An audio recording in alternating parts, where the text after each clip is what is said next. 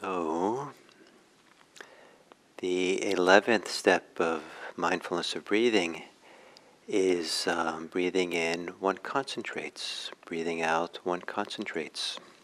Concentrates the mind. And so this relates to the whole topic of samadhi in Buddhism, words often translated as concentration. And we're spending more days on this step because the samadhi is such an important foundation for the final steps of mindfulness of breathing.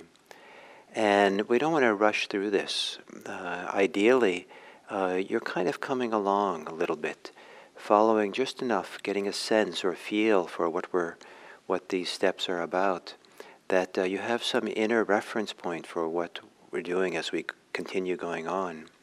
Even though the next steps are getting to very kind of more, classically are describing deeper and deeper states of meditation. These 16 steps are also relevant well short of deep states of meditation.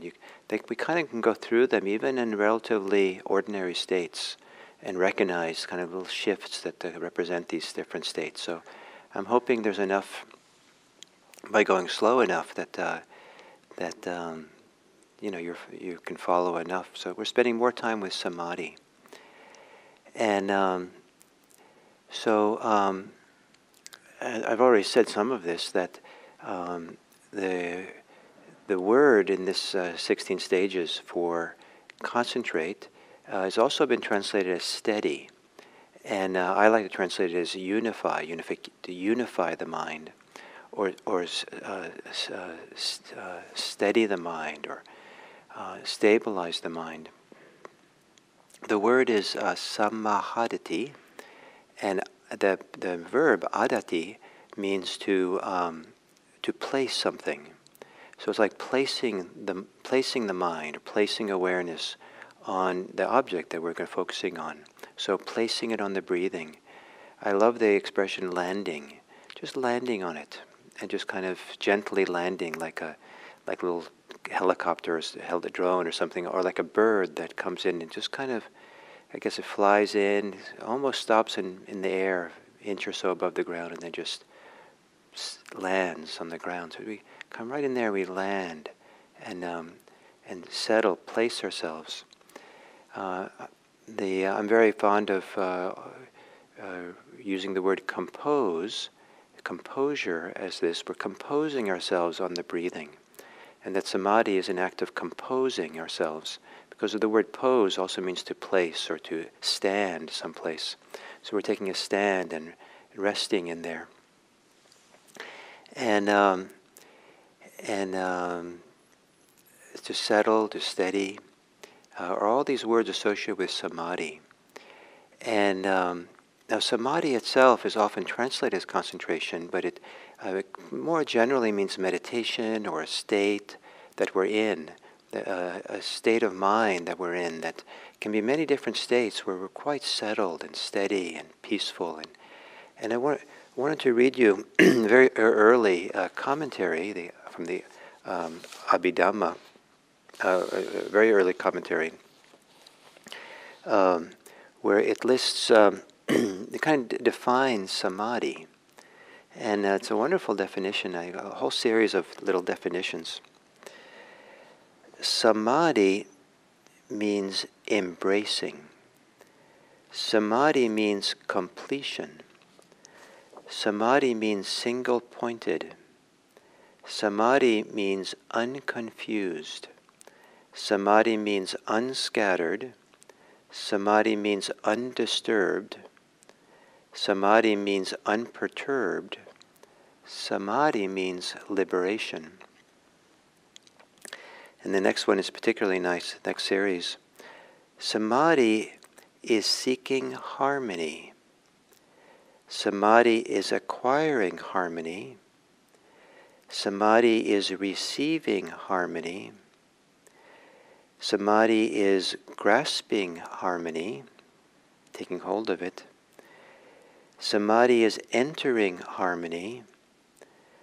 Samadhi is going along in harmony. Samadhi is lightening up in harmony. Samadhi is being lit up in harmony.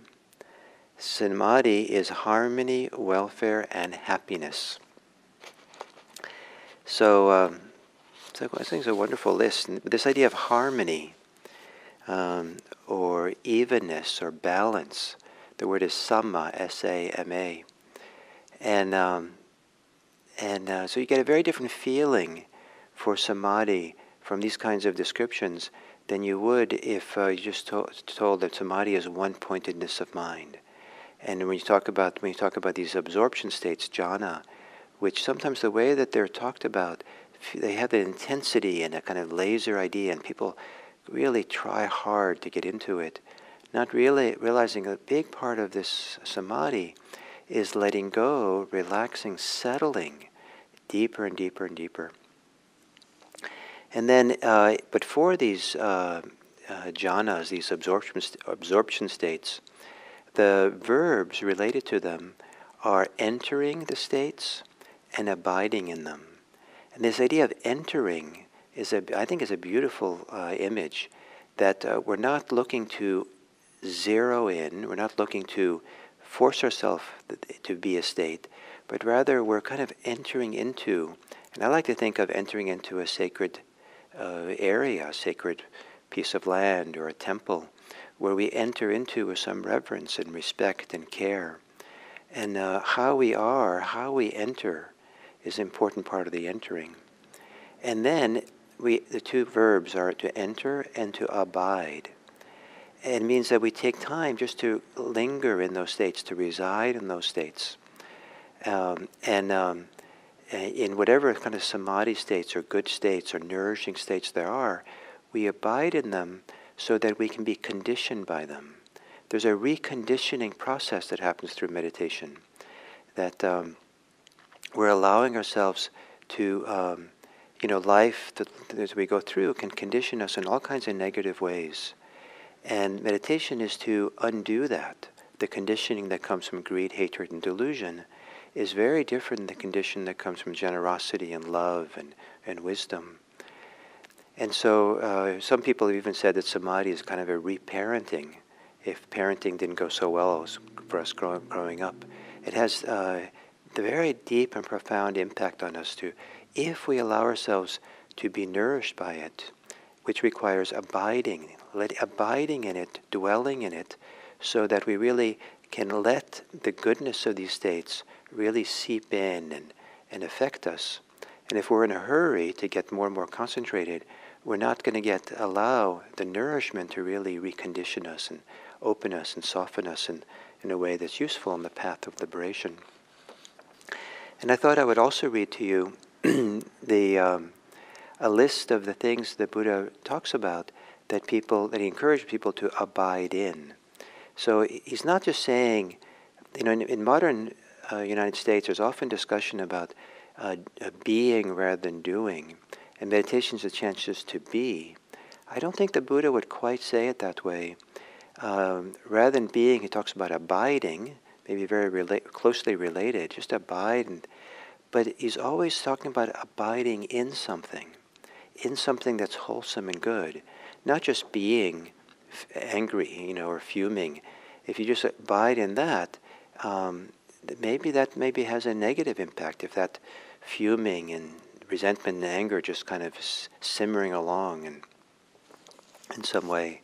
So that's a whole different topic about how to be wise with things like anger. But for the Buddha, it's abiding. So here's these states of abiding the Buddha talks about. Abiding in safety. Abiding in fearlessness. Abiding in a mind free from the hindrances. Abiding in equanimity. Abiding in contentment. Abiding in pleasure. Abiding in happiness and gladness. Abiding in happiness without moving the body or uttering a word. abiding in loving kindness, abiding in compassion, abiding in a mind-like space, abiding in the Dharma, abiding observing impermanence,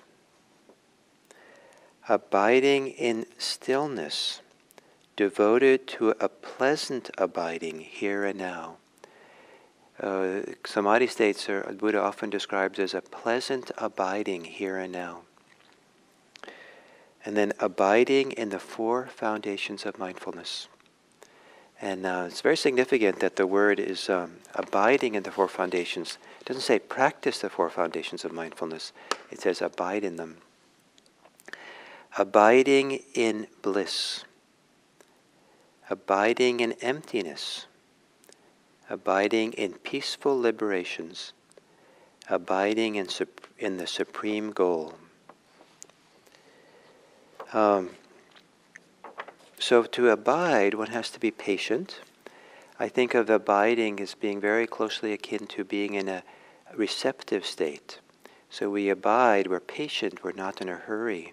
And we receptive state to feel the goodness of all these states, all these ways of being that can happen.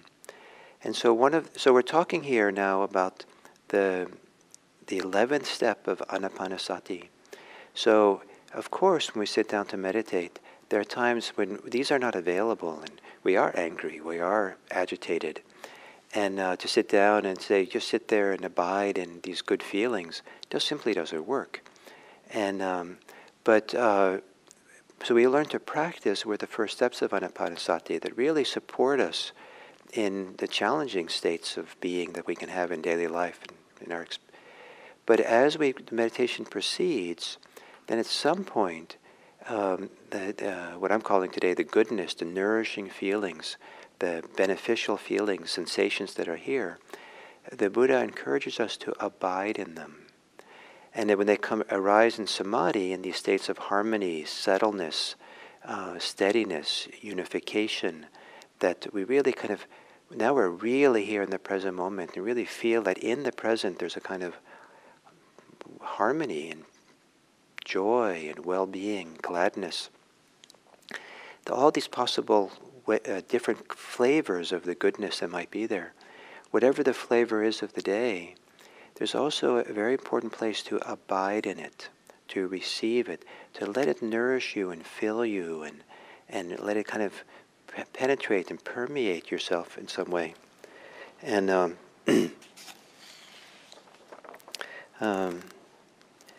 So to dwell in these states is not to be thinking about them.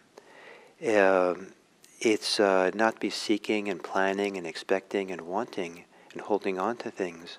It's just simply abiding, just allowing them to be there and just kind of basking in it or enjoying it and breathing with it, breathing through it. Now this mindfulness of breathing is always, reference point is always breathing in and breathing out. So we're always kind of using that as a support, as a guide, as a grounding, as a pointer, as a way of staying in these different steps. And so now we're staying, breathing, abiding in these states, abiding in the present moment, in the pleasant state here and now. So the word in Pali is viharati. It comes related to the word vihara, meaning a monastery, a place where monks and nuns reside. And so you might, for the rest of the day, next 24 hours, have this word abide or abiding, viharati, vihara, as something you keep close by. Maybe you write it on a sticky note and have it with you, or have it posted some places, and see when in the day it's beneficial for you to pause and abide with what's happening, and especially when there's a goodness or something nourishing, and you abide and really take it in. Learn to abide and learn to be nourished by your abiding states. So thank you, and we'll continue with this samadhi for a few more days until we get to the the 12th step is liberating the mind. So, and that's only the 12th of the 16. So thank you all very much.